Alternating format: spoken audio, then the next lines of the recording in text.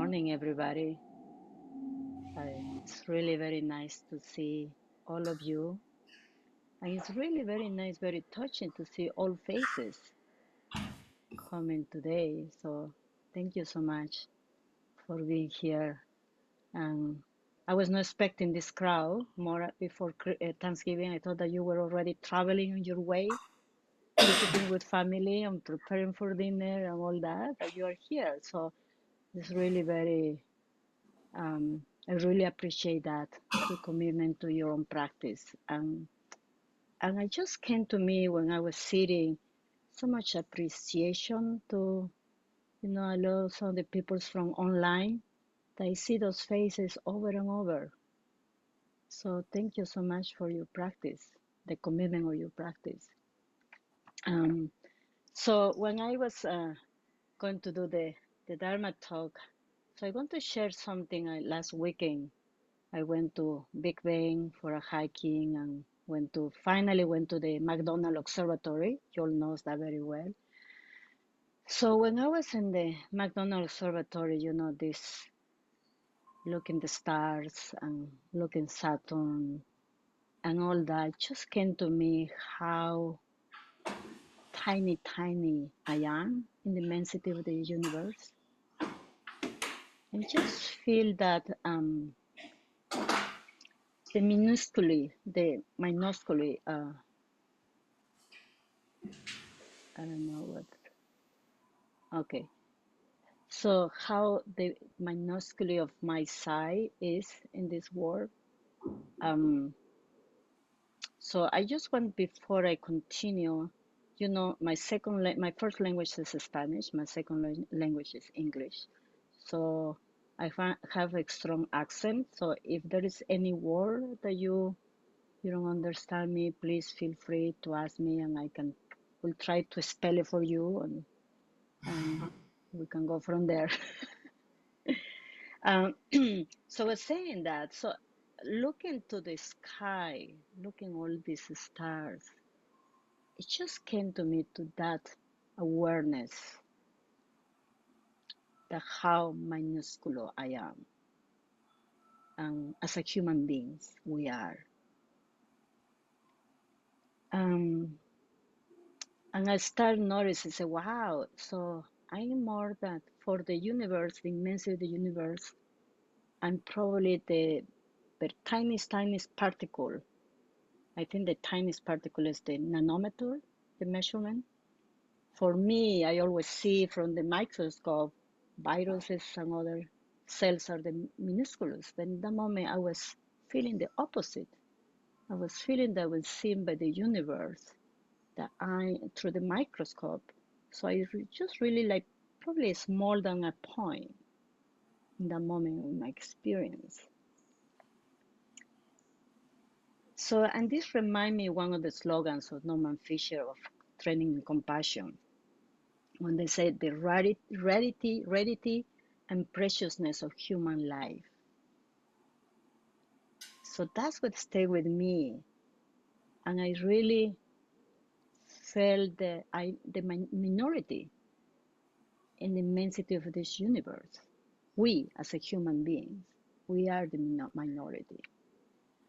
Um, so for me in this moment, when I say minority, it's a little some uh, triggering reaction, because I know coming to the States, I felt the minority as a race, you know. But this minority is beyond that. It's not about race. It's not about religion. It's not about culture, language, anything. It's just we in the middle of all that. And I was starting imagining all this. Say, wow, I remember read many years ago, they were saying that the ants are building all this, they have all this underneath the earth, and there are probably millions and millions, billions. So all that came, like all the billions of bacteria that we are that we have in our digestive system. Just with that, we carry all those beings in our own body. So, um, so therefore, our body is a fortune, rare and precious gift, and our mind beyond compare. So, I want to share something that Norman Fisher described in that slogan. He said, having received this rare and precious gift, how is it that up to now you haven't thought about the best and highest way of fulfilling your human purpose? You haven't resolved to go beyond your self-centeredness and self-concern so that you begin to manifest wisdom and compassion or whatever you consider to be the highest of human purpose. So that's really what it came to me when I was just observing that, that the question, what is my purpose in life? How do I want to live life? How do I want to be my life? What is the impact that I have? Because we know we have this impact to others, the way we think, the way we talk, how we express ourselves, and sometimes not even talking, just our body language, our own presence. So in Chinese medicine, they say the qi. You are familiar, probably you're familiar with the qi. The qi has like 6 to 7 feet irradiation to anybody around you. So that tells you how much is the impact, my energy and my presence can impact that long, that distance. It's not only the people, even though if we are here sitting together, I was noticing when I was sitting, the impact of each of you in my system, how my system start regulating and feeling calm. Even though when I was talking with Anne, just this calmness in our connection together. So that's what we are doing. And I think that's what he's talking about is, how much we have a choice. And I got struck another Palm Children. She talks about one of her books about, I never hear about Chris Hedges. He's an reporter, and he described the moral ambiguity of human existence. The moral ambiguity of human existence. So I was just reading that, I was like, wow. So it just struck me. Something, and this is about our essential choice that confront us all. And it links with the slogan of Norman Fisher was talking about, whether to cling to the false security of our fixing ideas or conditions, even they make us feel very good momentarily, or to confront our fears and make them live or living an authentic life.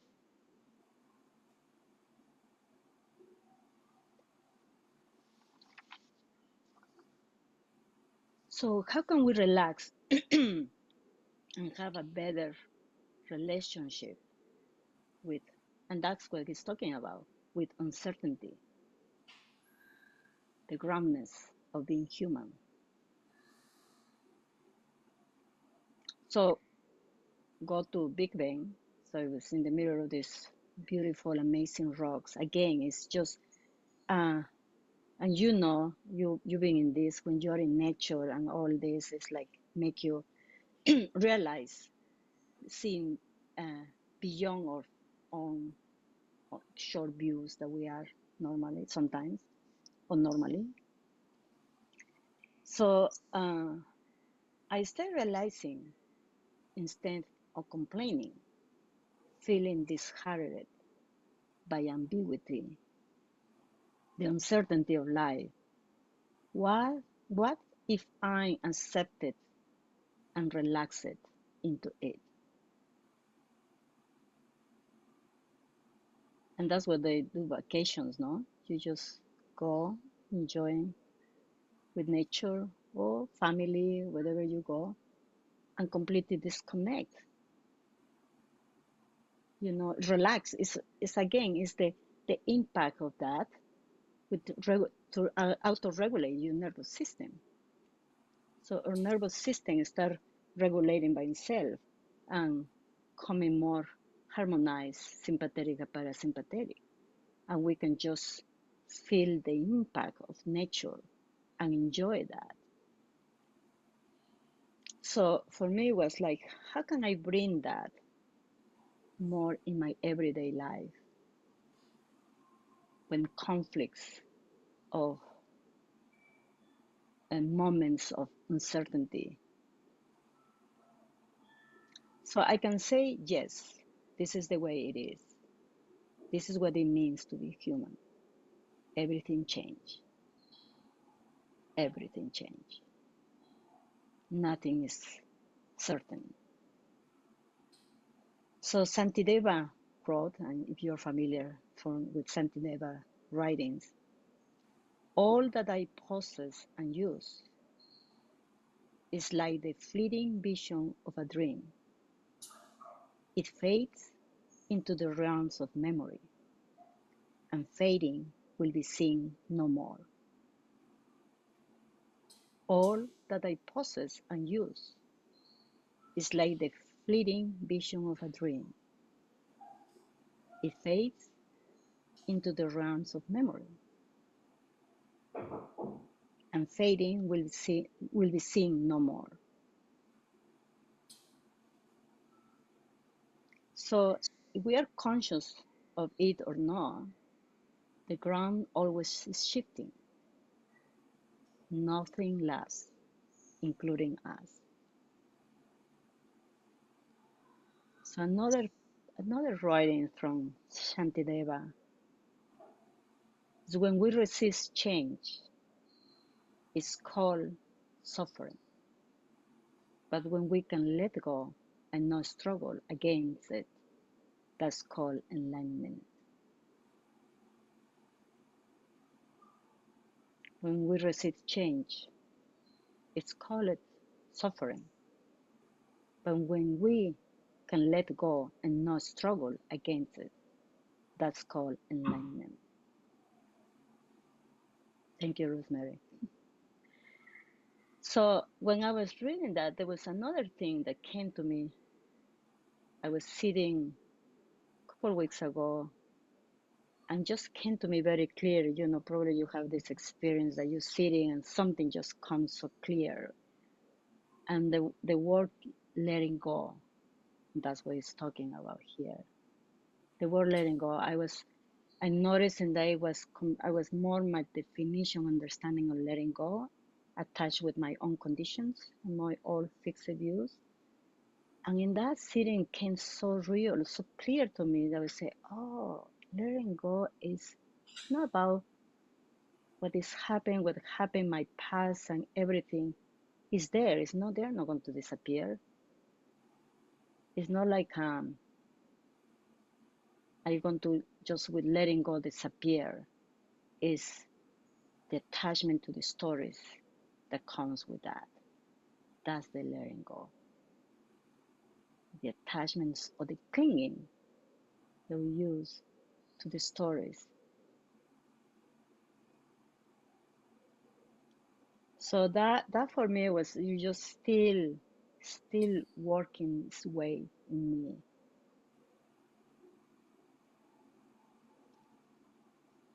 So what if let go need to me So I noticed whether I was attached to old views. I would say, I cannot change the past, but I can have a different relationship.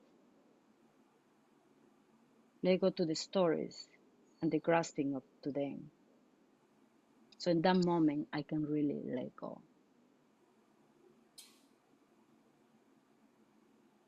So for me, in that moment, I realized, okay, so if I think that I let go something, but for for me, it's like in the moment, a situation or a person still trigger me and stirring up a reaction in me.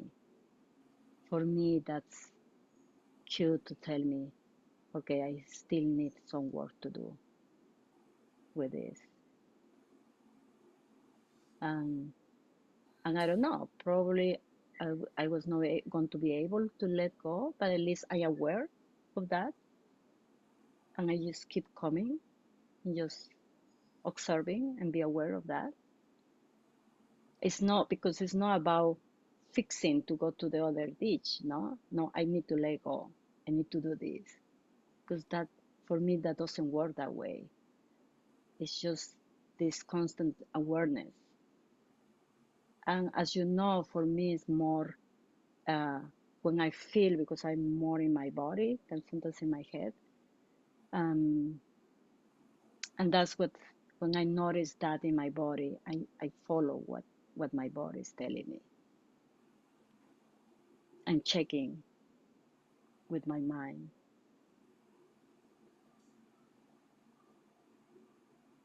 So, so the other part comes to me is like when we say in the service, no, awake, awake, don't squander your life.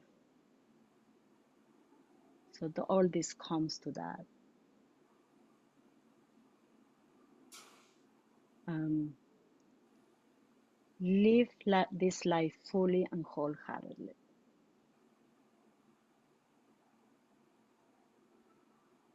So and I was just thinking about this more and more. Um, how do I want to live my life from now on? What are my choices that I'm going to make? And I know how my uh, the impact that I have to others. How can I be aware in my own self when I have that? So it goes the same, no? How do I want to live my life? And at the same time, I know that I have the impact to others. And for me, that comes against to my sitting. Sitting is, we have this very simple and, as you know, simple but at the same time not simple practice. Um, and we have community, and we have the three treasures: Buddha, Dharma, and Sangha. So how can I bring those into my everyday life for me to be able to be aware that I can live this life fully and wholeheartedly?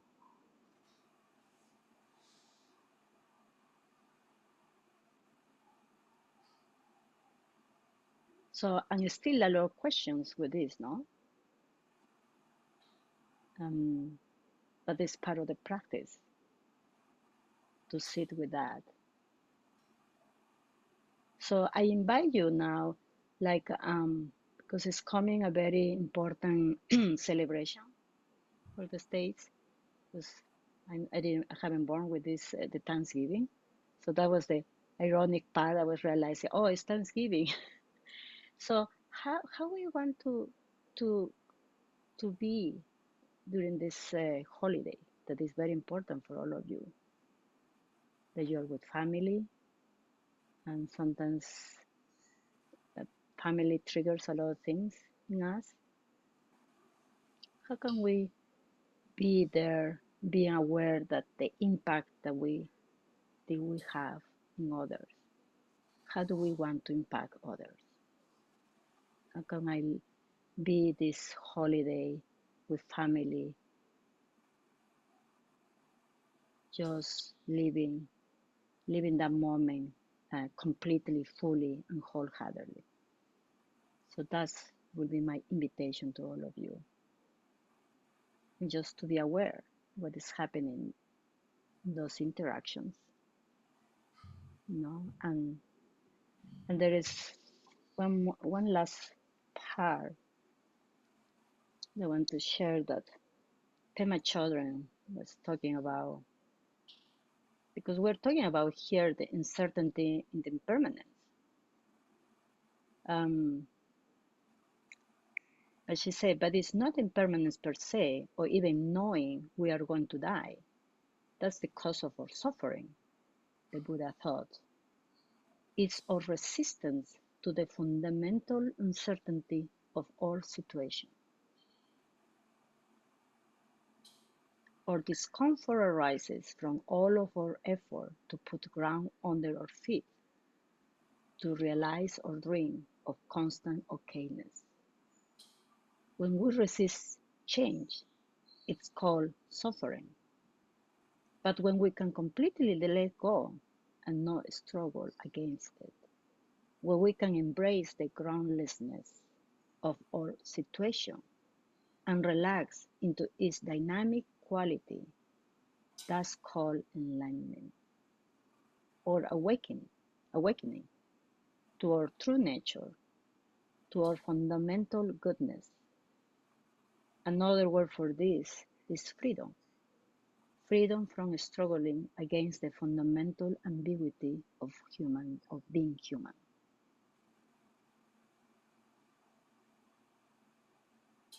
So I want to read more, because really this brings all what was talking from the beginning and circle all together. Is our resistance to the fundamental uncertainty of all situations. Our discomfort arises from all of our effort to put ground under our feet, to realize our dream of constant okayness.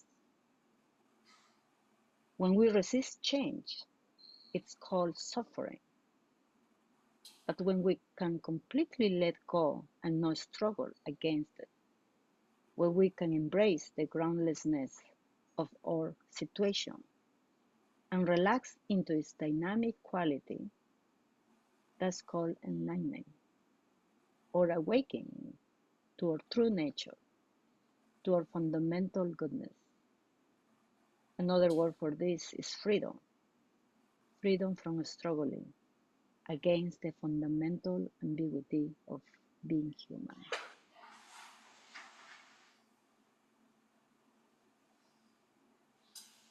So, happy Thanksgiving to all of you. I hope that you have a wonderful dinner and just enjoy it what you have.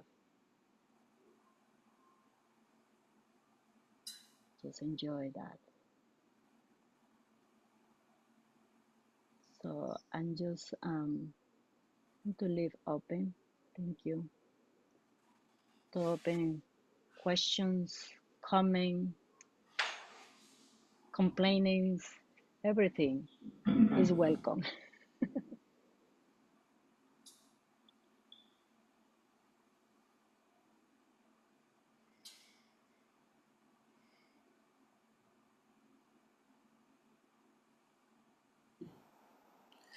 For online participants, oh, there's Joel. Please use your electronic hand to raise your hand so I can see them.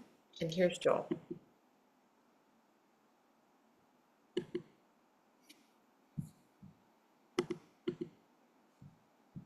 Whoops.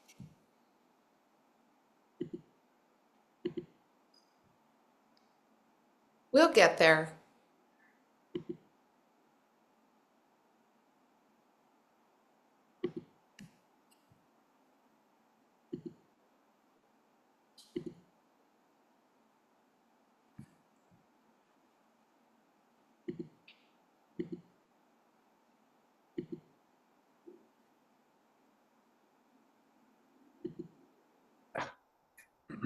Hey, There you you're there. go. I couldn't unmute. And then my keyboard stopped working. Well, I want to say thank you for this talk. Thank you for starting out at the cosmic scale and coming back to being grateful for what we have right now. I think that was a wonderful journey you took us on.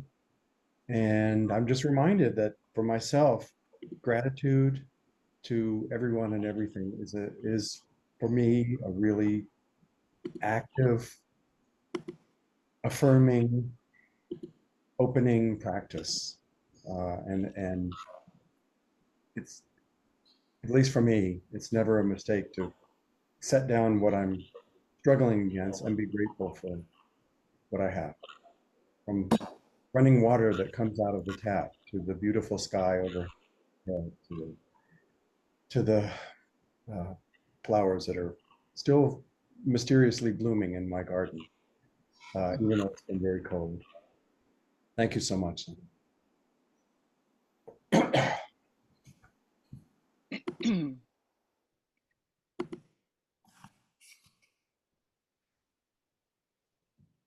So I don't want to put in the spot. Chris, I haven't seen you for a long time. Christopher. Yeah. I just want to hear your voice. Steve. See? Hmm.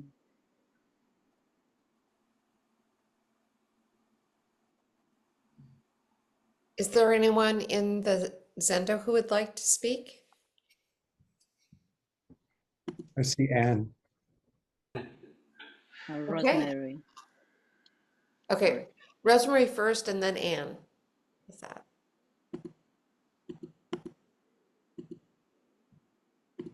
Hi, thank you so much, Sandra, and especially for the invitation about Thanksgiving. So where I get stuck is awake, awake, don't waste this precious life for, let's say, for Thursday. Well, what's my plan? So if I have, oh, I'm going to be very helpful or whatever my thing is that I devise for myself for the day. It also can trap me into not being aware of what's the change that's happening all around me and to a wider awareness. So anyway, that's just something that I'd like to be to have some advice on, I guess. So when you're intentionally thinking about the day, which I think is a very positive thing, how to not get stuck in controlling. Maybe that's a better way of put it. Hmm. What about if you remember to breathe? Oh, I love that. Thank you. Yeah. Ah, Yeah. Exactly. Yeah. thank you. Yeah. I think that's the answer You're right welcome. there. Thank you. Yeah. You're welcome. And now we have Anne from the Zendo.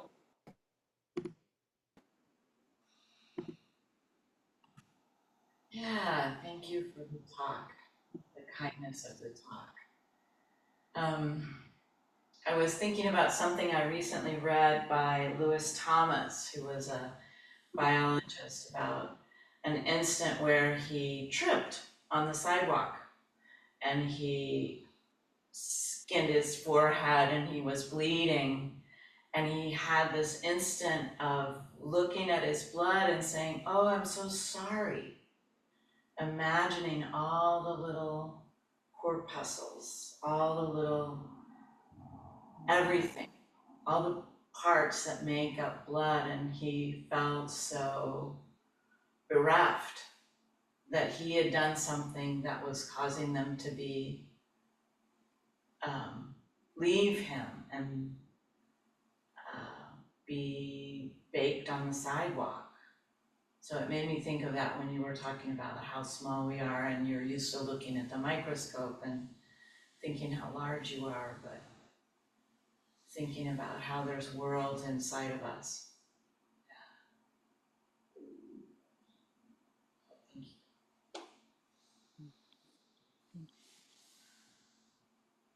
And we have Please. Jace. Gracias, Sandra. I appreciate Ah, your talk. yes. I think I identified with a lot of what you had to say, especially the connecting with Big Bend. Big Bend's like one of my favorite places in the world, but especially in Texas. I just love it. And I think that not only does one feel small in terms of scale, but like in terms of uh like physical space, but also temporal space. Like you seeing rocks that have, taken like thousands of years to then like my like about 30 minutes, it seems like a long time to sit, but you think about a mountain sitting for that millions of years, it's like it's just, it's our perspective is certainly very limited. And then bringing it back to I think settling into uncertainty is a really powerful thing. Uh, I've been studying the Heart Sutra and thinking a lot about emptiness lately. And I think that accepting that, ultimately there are no nouns, it's all verbs. Like everything is the complete emptiness. It's a hard, it's really radical and beautiful, but it's just really hard as a human being to fully accept that there's nothing solid to hold on to. It's like we cling desperately. Like we always find ways to cling, but really there's just nothing to cling to. It's all fluid. I was going to recommend if anybody has time over the holidays, I've been watching this series that the Tallahassee Chan Center. He put if you've got about 25 hours to go into the Heart Sutra, it's like 17 different chapters where he it takes him about 5 hours to get to the first sentence, but I found it really helpful and kind of looking at emptiness. Hmm. Posted the link there in Thank, the chat. Thank you. thank you. Yes. Thank you. And we have Chris.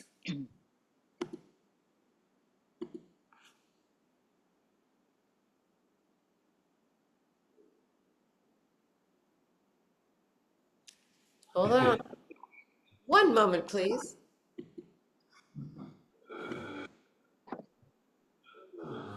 Hello, Sandra. There you go. I'm Hey, I could Chris. I couldn't unmute when you called on me. It's great to Hmm. see you, and it has been I a see while. you. Um, the last couple of years, I've had a series of coming to terms with my with how limited my scope is to bring what I think are my perspectives and talents into the world. And it comes from, well, all kinds of things. I won't go into that, but it's been painful. I've grieved a lot, and most recently the election. Um, it's good to work at the national level, but I came to realize that um, what I could contribute was probably less than a spit in the ocean. And so I've brought my focus back to um, local. Um, my my immediate circles, my family, friends. Um, You're mute, Chris. what I think of as my greater sangha, um, and then my neighborhood, my my part of town, and such like that. Um, we have a lot of disruption coming, and I want to be able to bring what I can uh, locally. A lot of people are going to need support, material, and emotional, and support in all kinds of ways. And I can be effective in that.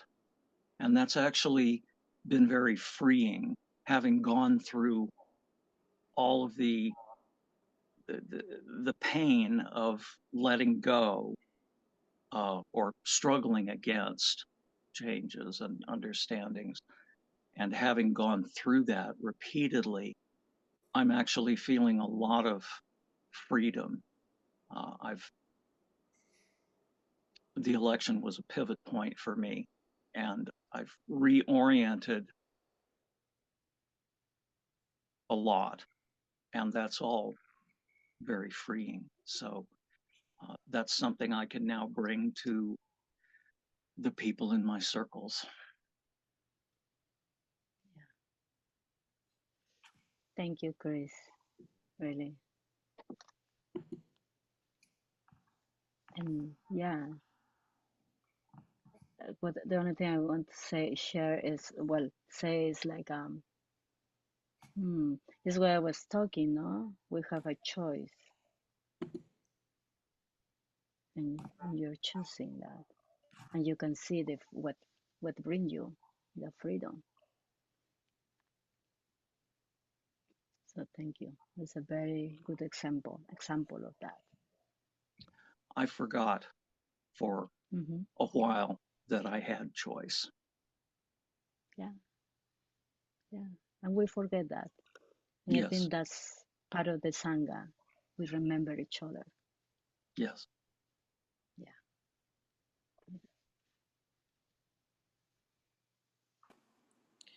I can't see hands in the Zendo. Is there anyone who would like to speak?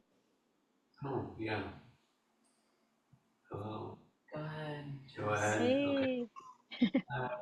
Hello. Could you read the Norman Fisher quote you did at the beginning about purpose again? About, okay. It was around purpose. You mean the preciousness gift? I think so. Oh, the slogan. That was not a poem. You mean the slogan from Norman Fisher? It was like an excerpt, not a poem, just like a passage. About purpose. Yeah. Purpose. Okay. Sorry, I didn't hear the purpose. Where?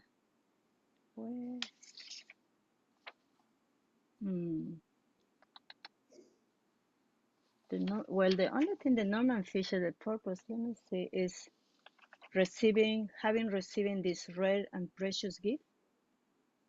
How is it that up to now you haven't thought about the best and highest way of fulfilling your human purpose? Yeah. You haven't resolved to go beyond your self-centeredness and self-concern so that you can begin to manifest wisdom and compassion, or whatever you consider to be the highest of human purpose. Yeah. Yeah. Yeah.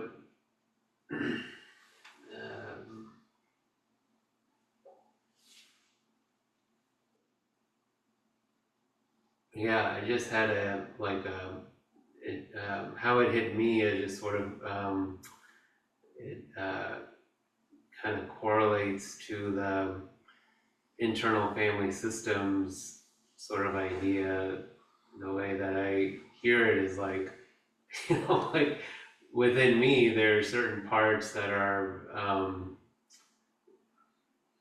maybe younger parts that are wanting something, craving something, resistant to something. And then when I'm sort of able to listen and be aware of, these voices or thoughts, then I can turn towards them sort of compassionately, and and that feels purposeful, and like kind of he's talking about sort of you know outside of yourself, what are you doing with your rare and precious life? And so it just resonated with me, like in that IFS sort of way that you can really build sort of compassion when you're sitting or when you're with yourself, and then it can turn into when you're with others and kind of having that energy. Um, so yeah, that's what came up for me. Um, Yeah. thank you. Yeah. No, thank you for bringing that because that really, sometimes we can get lost, and I include myself. And we start first. It's not going outside. We start first with ourselves, with all those parts. And the more that we do that integration, for me, what I call it is integration, the more that's what I want to present in my life around other people, on my in my own life, And yeah, when you're saying that, came to me like, when we say beings are numbless, about to freedom. Flynn said many times is beings are numbless. It's all beings, all those parts. Yeah, yeah, it's like kind of what the Anne was saying about the blood, coming out. It's sort of like there's something, there can be something noble about just, yeah, just these things that are coming up within us, and how do we care for, how do we respond, um, and it's I think the degree of difficulty gets higher. Sometimes the louder the voice, or the stronger the stress, like that's kind of a part of it. But yeah, I think that for me, I kind of just, we get, it's a helpful sort of like a guiding light.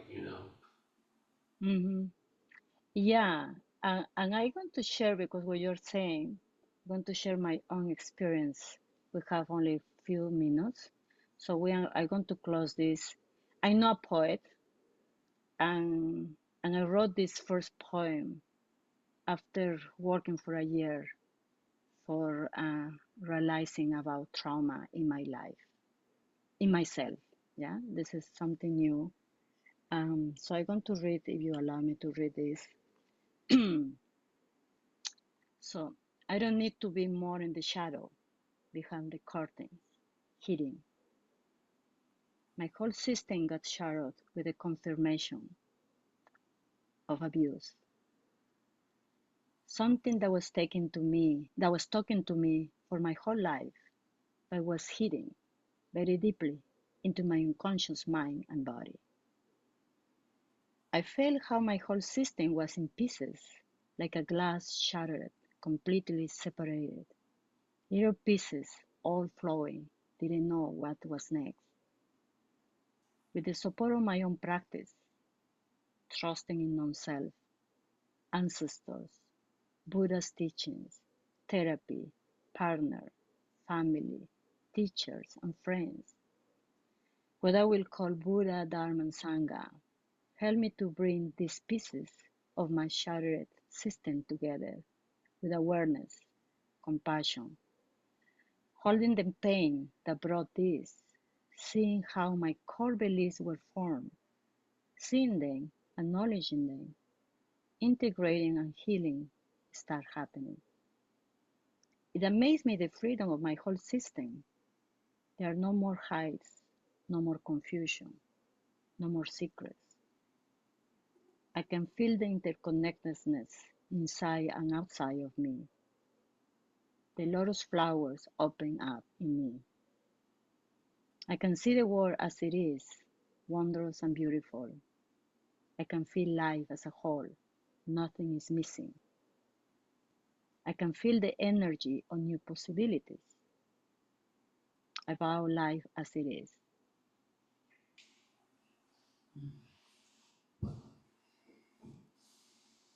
Thank you guys, and happy Thanksgiving.